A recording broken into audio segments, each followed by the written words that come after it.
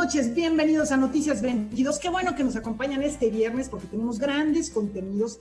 Cerramos a todo tambor con contenidos como música y ciencia, que siempre tenemos los viernes. Además, tenemos patrimonio, tenemos cine y, tenemos museos, también vamos a platicar de ello. Qué gusto estar con mi compañero Rafael García Villegas, con Guamán Rodríguez, aquí también con Clarice, que se nos quedó por acá. ¿Cómo están, chicos? Ya planeando, me imagino que algunas cuestiones de fin de semana, hay mucho que ver a través de las redes sociales, a través de las plataformas digitales o quien se aventure también a salir de espacios culturales que ya están abiertos. ¿Cómo estás, Mamancín? Muy bien, Laura, Rafael, amigos, ¿qué tal? ¿Cómo están? Y además de esta oferta que estás comentando, compartiremos en la siguiente hora, también habrá un adelantito de lo que habrá en el Festival Internacional Cervantino. Muy pronto se los decimos. Rafael, ¿cómo estás? ¿Qué tal, Weman? Muy contento de saludarlos. Laura, hola, Laura Regis, en la traducción de lengua de señal mexicana. Y aunque estemos en confinamiento y encerrados, sabemos que es viernes, ya hay que aprovechar el fin de semana al máximo, hay que ir planeando esas actividades que bien refieres. ¿Y qué les parece si nos vamos ahorita ya con la información, conociendo al ganador del Premio de Literaturas Indígenas de América 2020, un texto muy interesante que explora el dolor de la muerte y también retrata las añoranzas del pueblo chol? Se trata de Juan Peñate Montejo.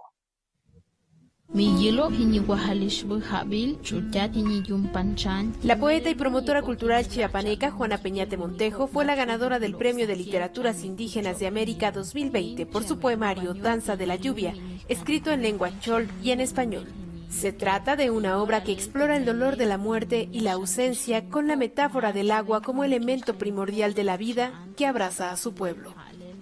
Los grandes dueños cafetaleros, cuando llegaron al pueblo chol, se adueñaron de todas nuestras tradiciones, de nuestra indumentaria, de nuestras ceremonias en las cuevas, nos quitaron la vestimenta, nos quitaron nuestros utensilios de cocina, nos impusieron otras ideologías. En mis poemas trato de visibilizar aquellas cosas que se han dejado de usar, cómo es que en el poema podemos ir entrelazando entre esas añoranzas, entre esos amores, entre esos duelos, entre esas injusticias.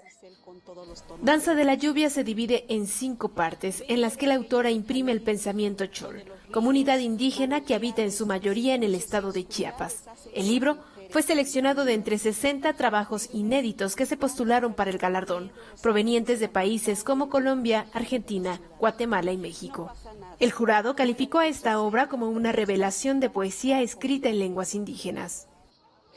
La poesía es algo que nos permite también denunciar, la poesía que sirva de denuncia, y es lo que traté de alguna otra forma en este libro, Isoñil Jaal, Danza de la Lluvia, retratar esa injusticia, visibilizar a la mujer, visibilizar a la cultura chol, ¿no? Yo creo que es eso, mi principal objetivo es visibilizar a mi idioma, a mi cultura que tanto me ha dado. La 8ª edición del Premio de Literaturas Indígenas de América se entregará el 4 de diciembre como parte de la Feria Internacional del Libro de Guadalajara. Noticias 22, Karen Rivera. Y ahora vamos con algo que adelantaba al inicio de esta transmisión, parte de lo que veremos entre el 14 y 18 de octubre como parte del Festival Internacional Cervantino. Se trata de La Fura dels Baus, una compañía súper interesante que ha estado en otras ocasiones en nuestro país y que nos ha dejado grandes memorias, como aquella presentación del Fausto. Bueno, pues sigue con esos clásicos y va a participar con una adaptación de La Tempestad de William Shakespeare.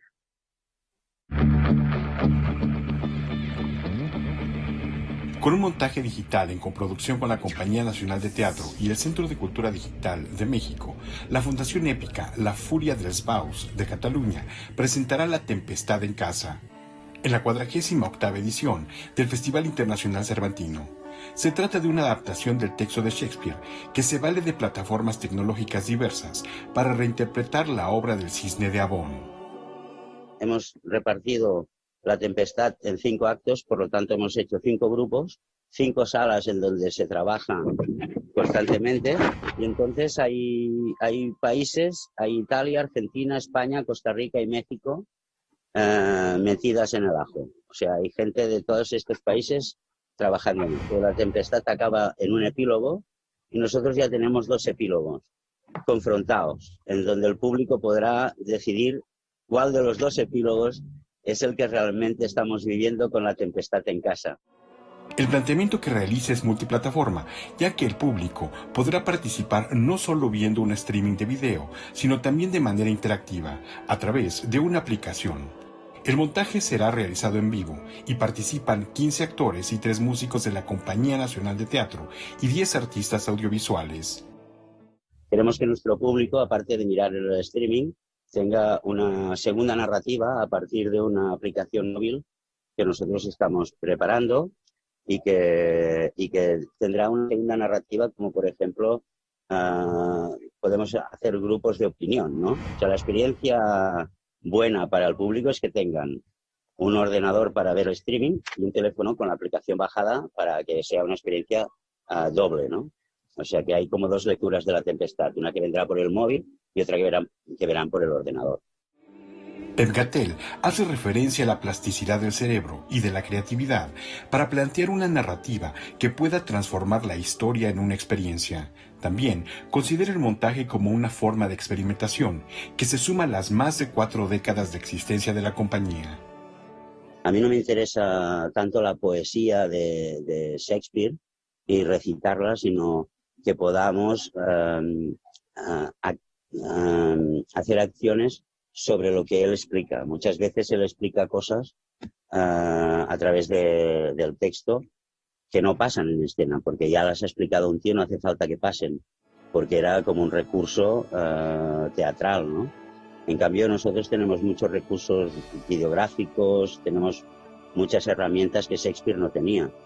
Y podemos hacer tempestades desde la tempestad personal que puedes estar viviendo tú en tu casa hasta representar una tempestad con un dibujo. La tempestad en casa se presentará el 18 de octubre a las 18 horas, tiempo de la Ciudad de México, dentro de las actividades del Festival Internacional Cervantino en su edición digital de 2020.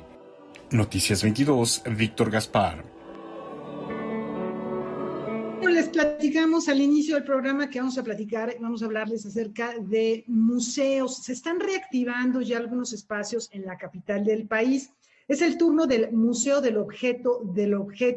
Tiene una muestra llena de imágenes. Vamos a conocer los detalles de esta exposición.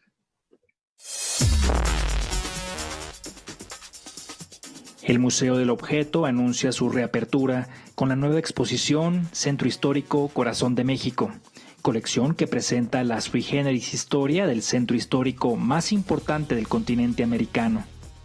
El centro histórico no solamente más antiguo, sino con el mayor patrimonio cultural, artístico, arquitectónico, pero también el centro donde se concentra el poder económico, el poder de la gente, el comercio, el espectáculo, la arquitectura. Es un lugar donde se escribe la historia desde la fundación de Tenochtitlan hasta el 15 de septiembre con el presidente López Obrador. De acuerdo con el curador Aldo Sánchez, la exposición habla acerca de esas imágenes que se han producido en el centro histórico de la Ciudad de México y que han servido para dotar de identidad a todo un país. Las imágenes como el águila y la serpiente, hasta llegar, por supuesto, a las vecindades, que son un espacio que también son muy características del centro histórico y que nos dan identidad en México y en el extranjero. Hacer un recorrido por esta galería de imágenes, de considerar al centro histórico como el mayor productor de imágenes y cómo todas estas imágenes nos han servido para, digamos, apuntalar este discurso nacional. La exposición comparte el espacio con la colección del Museo del Objeto, que desde su apertura se ha dedicado a contar historias mediante elementos que han acompañado la vida diaria de los mexicanos. es una combinación entre objetos, obras, digamos, originales, entre dibujos, pinturas. Tenemos grandes litografías, por supuesto, Casimiro Castro, que no podría faltar. Tenemos esculturas, unas miniaturas de Alfredo Velázquez Lona. Acompañamos algunos de los módulos con una compilación de películas filmadas en el centro de acuerdo a algunas temáticas, ¿no? Una combinación muy interesante de técnicas, de medios que están presentes en la exposición, y definitivamente es una exposición donde todos nos vamos a sentir identificados desde diferentes generaciones, ¿no? El museo, ubicado en Colima 145, en la colonia Roma, abre sus puertas al público este sábado 19 de septiembre a partir de las 11 de la mañana. La entrada es de donación voluntaria. Noticias 22, Omar Vera. Es momento de hacer una pausa, pero antes una recomendación editorial. Yo, de hecho, tengo aquí algunos volúmenes de una colección bellísima que se llama Luz Portátil, que reúne fotografías y textos de escritores. En este caso, Yamina del Real, Sandra Lorenzano, está de Silvia Andrade, Arturo González Cosío, otro de Antonio Sirión y de Verónica Gerber, y que es de Aurelio Acián, que es muy bueno para tomar fotografías, así que las fotografías y los textos son de él. Esto forma parte de una colección de artes de México dirigida por Pedro Sontemo, que se llama Luz Portátil, y como parte de su primera campaña de resistencia y apoyo, Artes de México está lanzando una serie de paquetes con los 32 libros dedicados a la literatura y fotografía. Ustedes pueden adquirir la colección completa o bien armar su paquete. Únicamente deben ingresar a la página oficial que en este momento aparece en su pantalla de Artes de México y podrán encontrar toda la información para obtenerla. Les digo, la verdad son unos libros muy, muy bellos. Bueno, con esta invitación editorial hacemos una pausa y regresamos con más aquí a Noticias 22.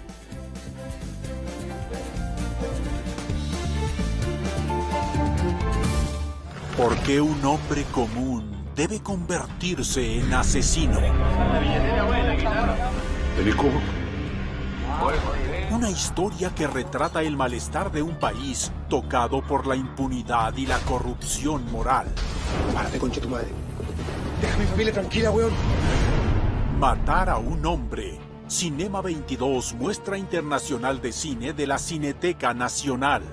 Viernes, 22 horas. Sabemos que tu INE es esencial porque es el instrumento más reconocido y confiable para identificarte y el único para votar. Por eso los módulos del INE ya están abiertos con las medidas sanitarias necesarias para atender todos los trámites. Recuerda que te atenderemos solo con cita programada.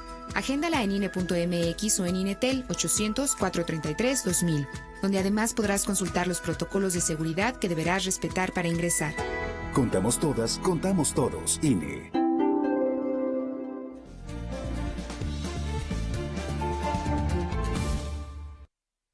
Esta noche, Karen Rivera nos invita a hacer un viaje de 41 millones de kilómetros al planeta Venus para ver si existe vida por aquellas regiones. Esto es Liminal, la ciencia en movimiento.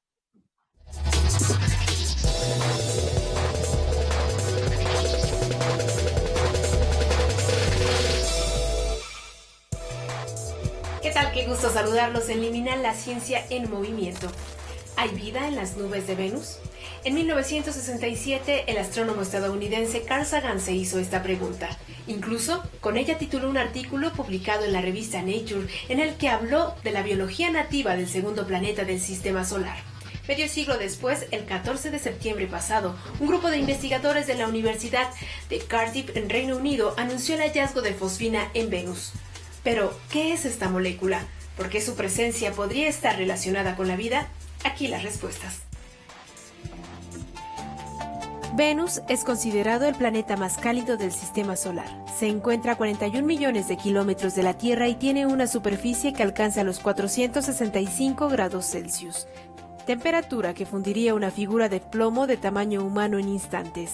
Además, Su atmósfera se compone de nubes de ácido sulfúrico, lo que se traduce en un efecto tóxico y mortal para la vida como la conocemos. Lo que se observó fue un compuesto químico que no esperábamos en la atmósfera de Venus, porque la atmósfera de Venus tiene un montón de dióxido de carbono, eso es carbono con oxígeno, y este compuesto en particular tiene 3 hidrógenos y un fósforo. Entonces no esperábamos, aunque sabíamos que había fósforo en la atmósfera de Venus, no sabíamos en qué compuestos químicos estaba. No hay una detección de vida, sino una detección de un compuesto que no esperábamos. La fosfina fue el compuesto que hallaron. Se trata de un gas incoloro y tóxico utilizado en la Tierra para armas químicas, insecticidas y raticidas. Se asocia con microbios que habitan entornos donde no hay oxígeno, como zonas pantanosas, intestinos de animales y aguas fecales. La cantidad de este gas encontrado en el planeta es 10.000 veces más alta que la que podría producirse por métodos no biológicos. Entonces, ¿cuál es su origen?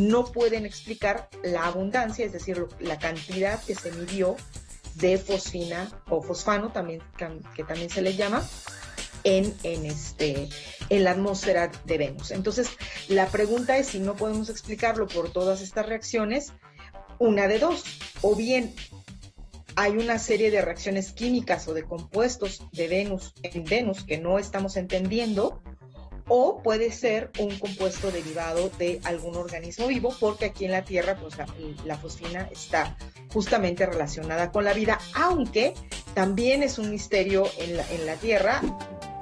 Al atravesar la superficie del segundo planeta del Sistema Solar y sumergirse 50 kilómetros, las nubes alcanzan una temperatura de 30 grados centígrados.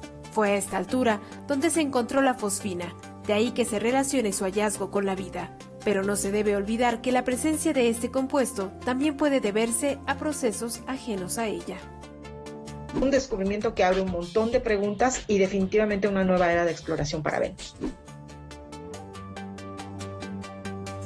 Hasta ahora no hay una conclusión sólida, se requiere de más investigación y de más pruebas. La última vez que una nave humana estuvo en Venus fue en 1985. Este hallazgo abre la posibilidad de regresar al planeta para analizar minuciosamente su atmósfera. Incluso la NASA anunció una posible misión a Venus para el 2030. Por supuesto, estaremos pendientes. Hasta aquí la información, hasta la próxima.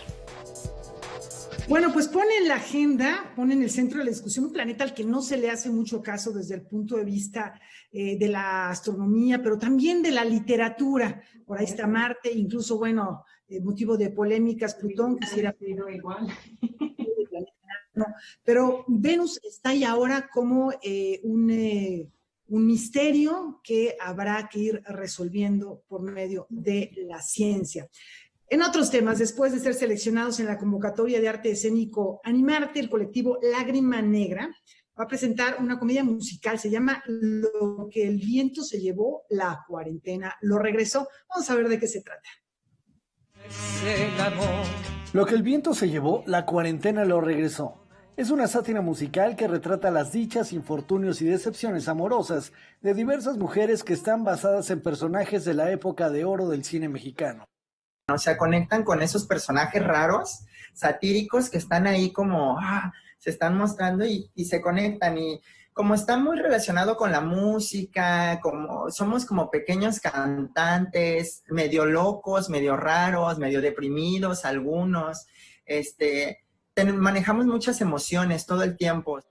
Es una iniciativa del colectivo Lágrima Negra que surgió de la necesidad de generar un proyecto artístico con el propósito de mejorar el ánimo de las personas durante la pandemia. Pero yo empecé a hacer como lo mejor de la canción y empecé a subirlo a las redes sociales. Dije, vamos a hacer que nos empiecen a conocer. Mientras estábamos en pandemia, o sea, no podía haber presentaciones pues que nadie fuera al teatro, ¿no? Entonces como que quisimos llevar eso y en pequeños cortes, porque es lo que la gente ve. La gente no va a llegar a ver tus 3 minutos de escena. Entonces dijimos, vamos a soltarles así escenas cortas que pues lleguen, ¿no? Entonces ha causado mucho, o sea, hemos funcionado muy bien en TikTok. Este proyecto fue seleccionado de la convocatoria de arte escénico Animarte, que promovió la Secretaría de Cultura Federal y el Instituto Sinaloense de Cultura. Los videos que se transmiten en las redes sociales son segmentos de la obra que se estrenará en el mes de octubre. Nuestra primer función virtual la estamos planeando para octubre, aproximadamente entre el 11 o 12 de octubre, la primera ya como tal oficial, porque este es un proyecto que se inició gracias a un apoyo que se llama Animarte. Lo vamos a hacer virtual porque es como se ha dado el proyecto y como está funcionando ahorita. Obviamente lo queremos hacer presencial, pero ahorita todavía no se puede, o sea, como reunir tanta gente. Entonces, va a ser así es nuestro estreno y después de eso, pues lo que venga. Noticias 22, Oscar Cortés. No estás conmigo. Como consecuencia del terremoto de 2017, varios inmuebles pertenecientes al patrimonio cultural de México resultaron afectados. ¿Qué acciones se han tomado desde entonces? ¿Cómo se hace frente a esta situación? Arturo Balandrano, titular de la Dirección General de Sitios y Monumentos del Patrimonio Cultural, nos habla al respecto.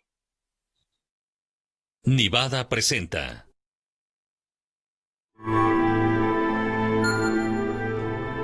A 3 años de los sismos del 2017, los cuales dejaron grandes daños al patrimonio del país, los trabajos continúan y se busca resolver los problemas que han surgido.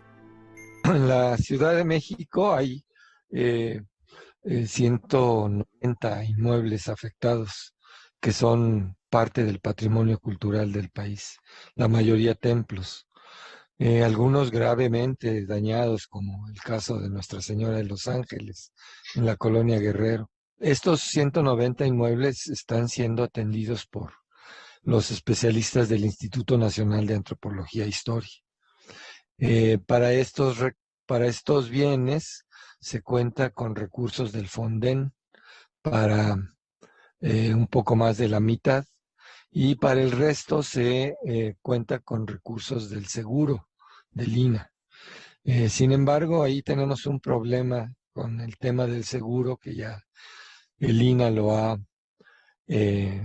anunciado durante varios tiempos, en donde la empresa aseguradora que debía de cubrir cada uno de los eventos desastrosos que ocurrieron como una unidad y poder pagar un tope para cada evento de 3.500 millones de pesos.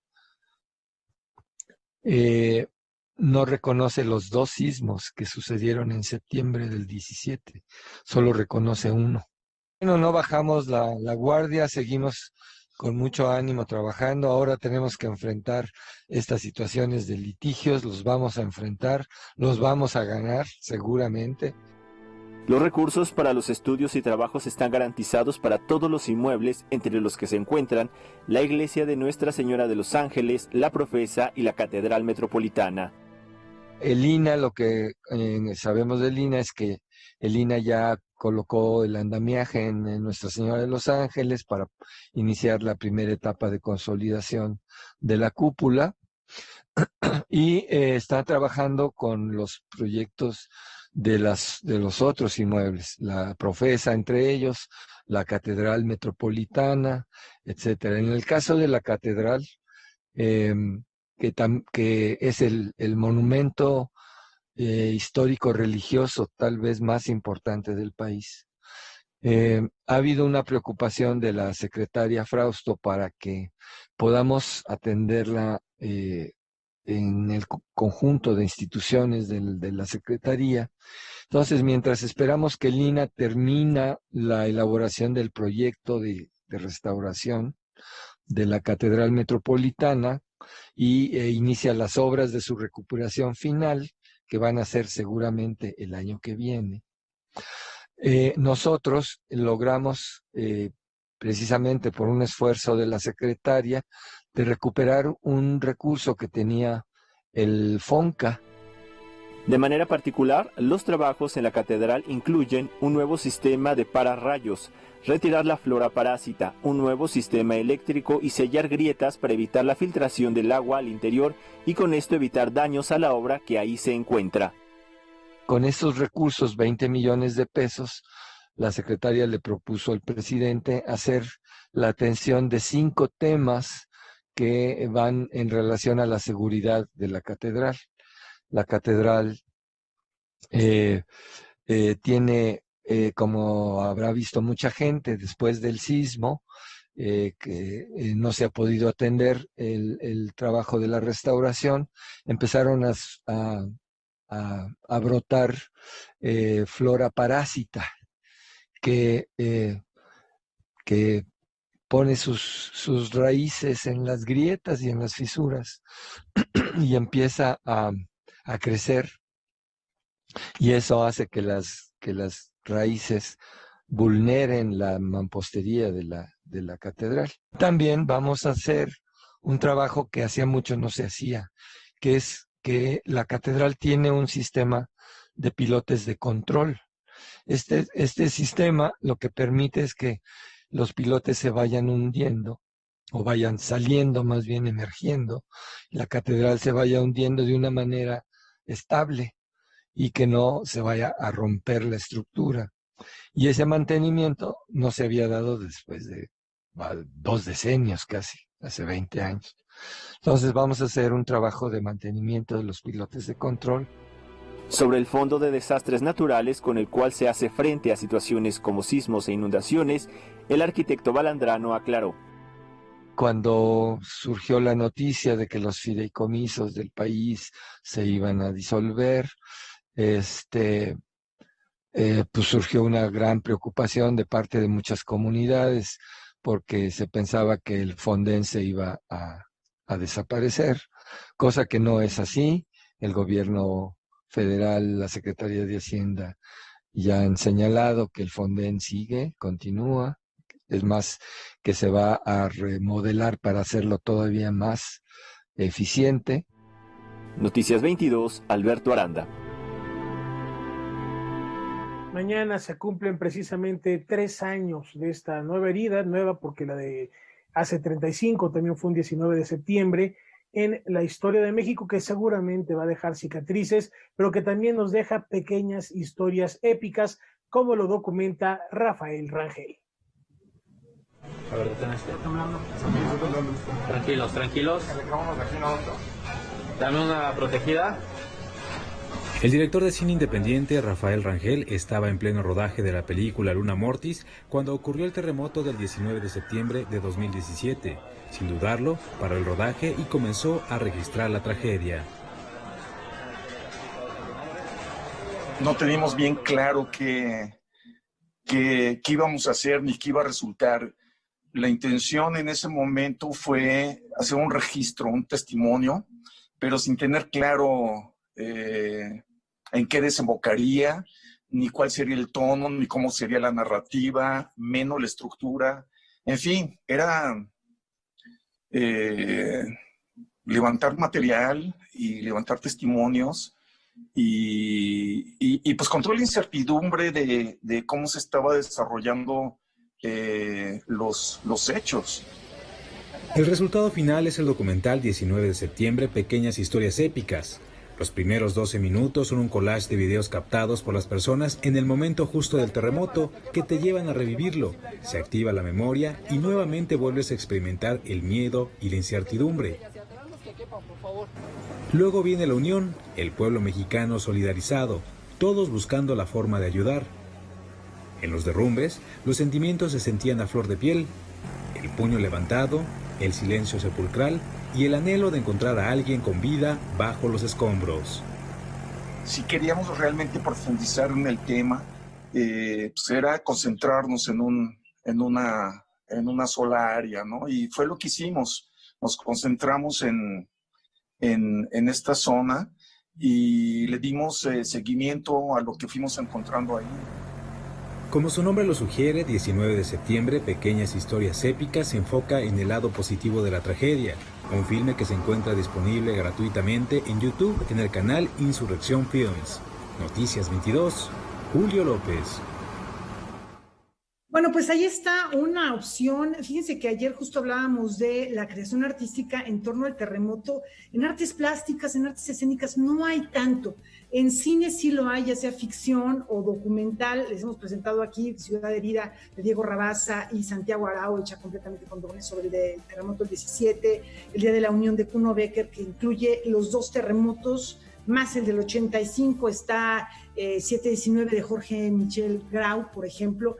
Y bueno, pues hay una buena cantidad de películas que están disponibles, por cierto, en plataformas digitales.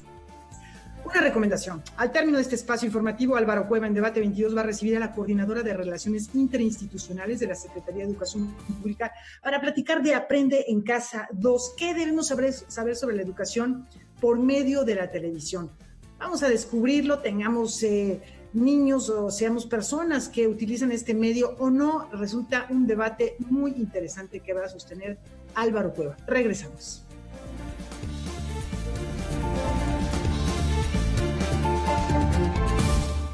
James Burton, director huésped, Baltasar Juárez, arpa, coro del Teatro de Bellas Artes, Sinfonía número 9, 250 años de Beethoven con la Orquesta Sinfónica Nacional, en Escenarios, estreno, sábado, 16 horas, por Canal 22.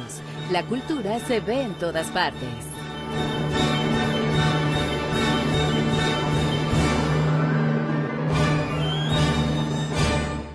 Buenos días, compañeros, mi nombre es Yair y soy un alcohólico drogadicto.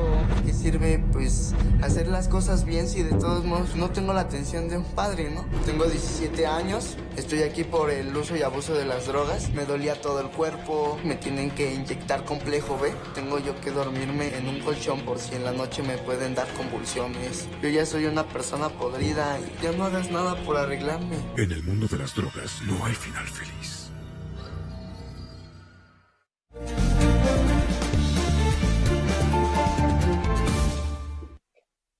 Continuamos aquí en Noticias 22 y vamos a hablar de cine. Este próximo 24 de septiembre, Marcelo Tovar va a estrenar su más reciente largometraje, El Club de los Idealistas. Te extrañaba, gordita. Arana reúne a 7 viejos amigos para inaugurar una casa en donde prometieron jubilarse. Sin embargo, el tiempo les cobra factura y se desatan conflictos que ponen en peligro la unidad del Club de los Idealistas. Es una historia dirigida por Marcelo Tovar. Y entonces han pasado los años y es el momento de revisar en qué lugar están, qué les ha pasado en la vida, si siguen teniendo el mismo ideal intacto o si se ha modificado de alguna manera. Y uno de ellos, que es Aranas, que es el personaje que hace Juan Pablo Medina, es quien los convoca porque él ya construyó la primera casita y a partir de eso, bueno, pues se reúnen y surgen muchas cosas que nadie se esperaba y es una reflexión muy linda que creo que todos vamos a compartir después de lo que acabamos de vivir estos meses, de cuáles son realmente las cosas importantes de la vida. ¿Soñabas con esta casa? Todos soñamos con tener esta casa desde joven. La búsqueda del dinero, del éxito, no es lo más importante, que lo importante es vivir hoy, vivir bien, decirle a la gente que la quieres. Neta, lo tengo muy presente desde hace mucho tiempo. Y escribí una película desde esa filosofía. Esta película está protagonizada por Andrés Palacios, Claudia Ramírez, Juan Pablo Medina y Nailea Norby.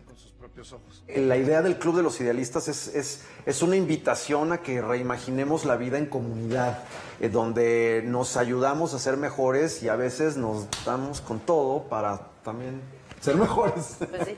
Y lo más importante son nuestros vínculos con la gente a la que amamos y cómo enfrentamos las pandemias, el desempleo, las dificultades, todas las cosas, las pruebas que la vida nos pone y que siempre si somos parte de un grupo de personas con quienes nos amamos, aguantamos un fiano. El Club de los Idealistas estrena el 24 de septiembre en toda la República Mexicana. Noticias 22, Óscar Cortés. Ya que estamos hablando de Marcelo Tovar, los invitamos para que no se pierdan este próximo fin de semana la transmisión de la película Oso Polar, que es de Marcelo Tovar. Esto dentro de la barra Cine de 5 estrellas. Se trata de la primera película mexicana que fue grabada con teléfonos inteligentes. La cita es el domingo 20 de septiembre a las 10 de la noche a través de la pantalla de Canal 22. Con esta invitación pasamos a más información, Rafael. Así es, Juanma, y nos vamos ya poniendo musicales este viernes, celebrando el talento de Abril Alvarado, quien ganó el Music Competition Online 2020 y platicó para Noticias 22 al respecto. Abril Alvarado juega a ser arqueóloga. Le gusta la idea de descubrir los secretos del pasado y a sus 12 años entierra figuritas en el patio para después simular un hallazgo. De madre catalana y padre mexicano, toca el piano desde los 5 años. Es uno de sus pasatiempos favoritos porque le permite expresar sus sentimientos. Alumna de la Cátedra de Piano Ricardo Castro del Conservatorio Nacional de Música, obtuvo el primer lugar en el concurso Music Competition Online 2020, plataforma que congrega a estudiantes de todo el mundo. Lo que a mí me gusta, la verdad, para expresarme es tener una pieza que sea alegre, una pieza que sea melancólica y una pieza que sea robusta, fuerte, para que así cuando me sienta triste, por ejemplo, tengo una pieza que estudiar, que mejorar y así ese sentimiento, ya que tengo esa pieza, lo puedo transmitir ahí. Siento que tengo como si fuera un libro en blanco que yo pudiera escribir para que yo me desahogara. Siento que es ya parte de mí, la verdad, el piano, la música, todo. Para esta competencia, Abril eligió interpretar la danza española número 2 de Enrique Granados y la canción de Góndola de Mendelssohn. Pero, ¿cuáles son los compositores en los que se inspira una niña que además de tocar el piano, disfruta del paisaje y dibuja atardeceres como muestra de paz? Mi periodo, la verdad, favorito es el romántico. Entonces, mis compositores preferidos son Chopin, Mendelssohn, también me gusta muchísimo Beethoven, Mozart, Granados. Y de los compositores mexicanos que yo conozco, mis preferidos son Manuel M. Ponce, Ricardo Castro. La Cátedra de Piano Ricardo Castro se fundó en 2017 y tiene como objetivo fortalecer el desarrollo pianístico de niños y jóvenes del país, a través de la asesoría académica y artística de profesores como Silvia Navarrete, Manuel González y Víctor Rodríguez. Te enseñan cómo interpretar tus sentimientos directos al piano, con todo tu cuerpo, con toda tu alma. Te mejoran la técnica para que puedas tocar más rápido, más bonito, más ligero. Y yo creo que esta cátedra al final fue formada solo por jóvenes mujeres. Los estudiantes fueron jóvenes mujeres solo, y creo que eso significa que va a haber una nueva generación de artistas mujeres. Yo quiero ser arqueóloga, pero la música seguirá siendo gran parte de mi vida. Noticias 22, Karen Rivera. Abril Alvarado, no la vamos a perder de vista ni de oído, porque esta niña va a dar mucho de qué hablar y sobre todo de qué escuchar, pues por muchos años. Qué gusto poder tener la presencia de estos jovencísimos talentos en Noticias 22. Seguimos con música. La Orquesta Sinfónica del Estado de México nos invita a disfrutar de su temporada 143. ¿Dónde? ¿Cuándo? Vamos a ver. La Orquesta Sinfónica del Estado de México ofrecerá recitales de violín, cello y flauta durante su temporada 143 para conmemorar los 250 años del natalicio de Beethoven. Regresará a la sala de conciertos Felipe Villanueva de la capital mexiquense con todos los protocolos de seguridad sanitaria. Ya teníamos muchas ganas de volver al escenario, ya teníamos muchas ganas de hacer música en vivo porque era importante, es una experiencia pues muy importante, insustituible la música en vivo, pero lo haremos con muchos cuidados, porque en este regreso, el llamado regreso seguro, en esta nueva normalidad, lo más importante absolutamente para nosotros es cuidar a nuestro público y a nuestra orquesta. Durante este periodo, la orquesta mexiquense interpretará obras de Beethoven, Mozart, Schubert y Stravinsky. Durante el mes de septiembre veremos recitales de violín y piano, de cello y piano, de arpa y flauta, que son muy interesantes, y a partir de octubre empezaremos con grupos más grandes de 5, 6, 7, 8 músicos, y a partir de finales de octubre y noviembre tendremos alrededor de 15 músicos en el escenario, pero no terminaremos el año con más de 20 músicos en el escenario. Es decir, la orquesta como la conocemos tendrá que esperar, pero esto nos ha llevado también a un repertorio distinto. Estamos haciéndole un homenaje a Beethoven, pero con un repertorio que rara vez, en nuestro contexto al menos, se ejecuta. Las sonatas de violín y piano, las sonatas de cello y piano, las sonatas de piano. Así que el repertorio camerístico es un manantial inagotable que ahora, por primera vez, podemos sacar a flote, y la gente lo ha agradecido mucho. Los conciertos se realizarán todos los viernes a las 20 horas en la Sala de Conciertos Felipe Villanueva en Toluca, Estado de México. Van a poder apreciar por dos vías. Por un lado, TV Mexiquense, y por otro lado, las personas que no quieran o que no puedan asistir a la sala pueden ver y seguir nuestros conciertos desde las redes sociales. Noticias 22, Óscar Cortés. Continuamos con música. En unos cuantos días sabremos cuál es la programación del Festival de Música de Morelia. Por lo pronto vamos a ver cómo será el formato de esta 32ª edición. Inspirado en las sensaciones, recuerdos y placer que provoca el sentido de la audición, y bajo el lema "Con música la vida cambia", el Festival de Música de Morelia Miguel Bernal Jiménez dio a conocer la imagen de su edición número 32. Se va a transmitir todo en vivo, va a ser por supuesto gratuito. Lo que queremos es que más gente lo disfrute. Todos los conciertos serán transmitidos a través del Sistema Michoacano de Radio y Televisión y se distribuirán por canales públicos a todo el país, así como en las redes sociales. El programa estará dedicado a los 250 años del natalicio de Beethoven. Vas a escuchar un chico de Alemania, que bueno, él es mexicano, pero vive allá, tocando el órgano y hablando del Beethoven en el órgano. Luego un experto en ópera hablando de Beethoven en la ópera. Luego el Beethoven en las cuerdas. Entonces, esto es muy enriquecedor porque aparte de que aprendemos juntos, pues también está muy padre, ¿no? De repente el conocer más de Beethoven. En próximas semanas se publicarán los detalles de las actividades e invitados que participarán en este encuentro musical. Pero también tendremos a la Sinfonieta, ¿no? Esta orquesta también que se conforma por músicos de Latinoamérica, donde también pues tendrán aquí todas sus clases, sus cursos, para después poder tener 3 conciertos también con el festival. En fin, hay varias cosas académicas previas, ¿no? Y después ya, ahora sí, como decíamos, diario habrá estos 1, 2 o 3 conciertos por día del 19 al 22 de noviembre. Noticias 22, Óscar Cortés. Al regresar ya está aquí en vivo con Arturo Brennan con Mirando Músicas.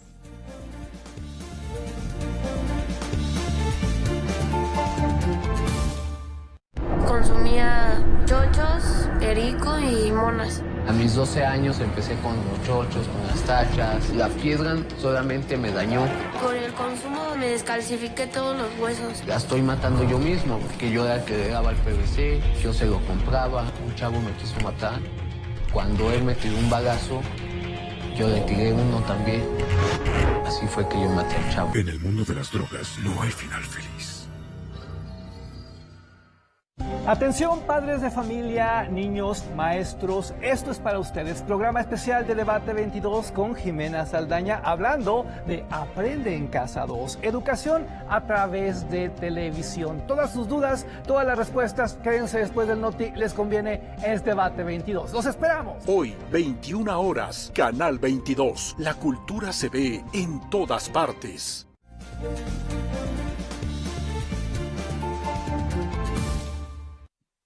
En esta Semana Patria no podía ser la excepción. Me quito el sombrero para recibir al maestro Juan Arturo Brennan.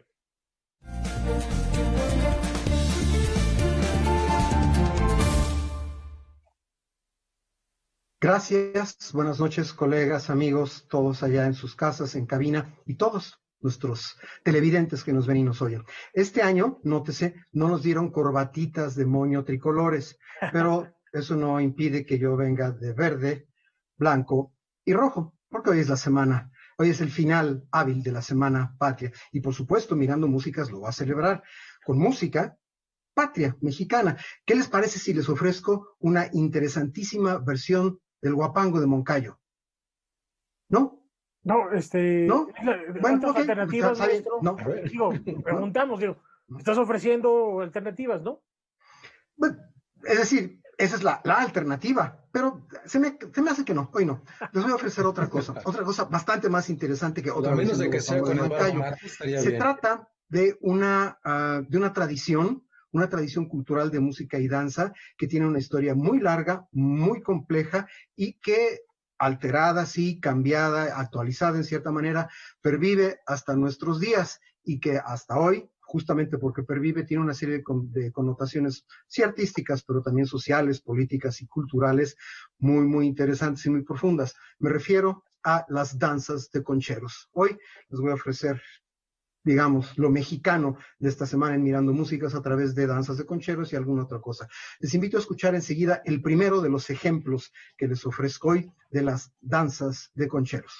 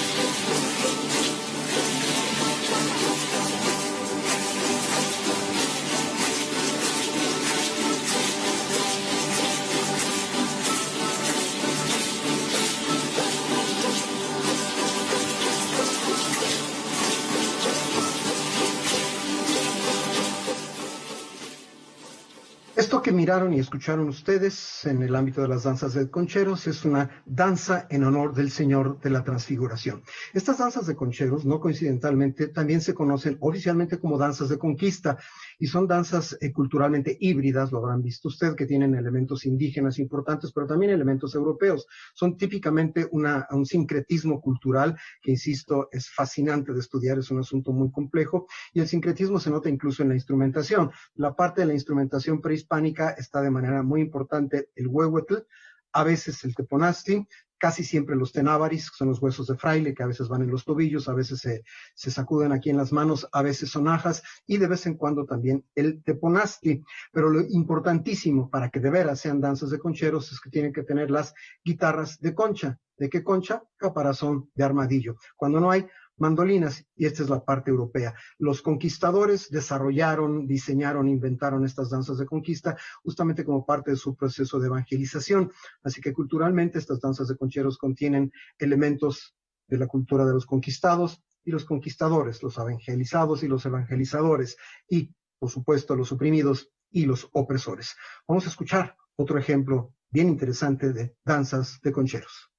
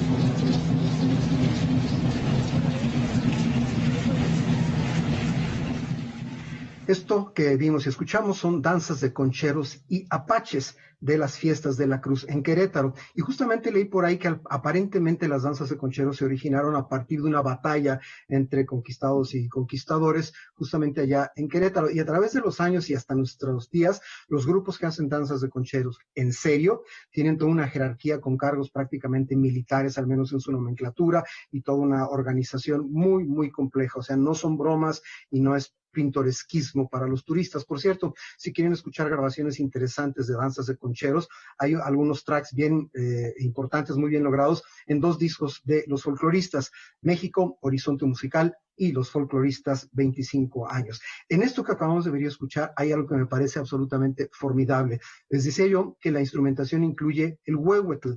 Cuando no hay huehuetl, quizá lo vieron, son grandes tambores modernos llevados en carritos con ruedas, y son parches colocados en tambos de petróleo. Danzas de concheros, conquistados, conquistadores, huehuetl, hechos en tambos de petróleo. Ahí hay una simbología que nos puede sacar una enorme sonrisa o nos puede poner también a reflexionar en cosas bien, bien importantes, ¿sí? Entonces, busquen por ahí, hay algunos videos interesantes en la red de danzas de concheros y escuchen las versiones de los folcloristas que están muy bien investigadas y muy apegadas a esta tradición que es básicamente, fundamentalmente oral. Por supuesto, no hay tal cosa como música de aquella época, ni escrita, ni codificada. Y para concluir, algo que ya no es danza de conchero, pero que tiene mucho que ver con la ocasión y con el tipo de expresión cultural musical que les estoy ofreciendo, es que en 2014 se presentó en el Centro Nacional de las Artes una ópera en náhuatl, no ópera náhuatl, porque no hay tal, una ópera en náhuatl escrita por Gabriel Parellón sobre textos de Fray Bernardino de Sahagún y compuesta también por Gabriel Parellón, título Xochicuicatl Cuecuechtli, es decir, cantos floridos de travesuras. ¿Qué hay debajo de esta expresión aparentemente críptica? Algo muy sencillo. Se trata de una especie de picaresca erótica prehispánica. Estuve ahí y fue un experimento, una experiencia realmente muy, muy interesante. El Canal 22, en colaboración con el Canal 23 del CENAR, la grabó y tenemos aquí un fragmento. Les pido entonces mi mexicanidad de verde, blanco y rojo, hoy con este fragmento de Xochicuicatl Cuecuechtli de Gabriel Parellón. Les agradezco mucho haberme acompañado esta noche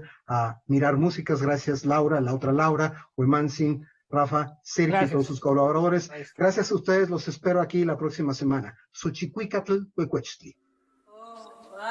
Oh,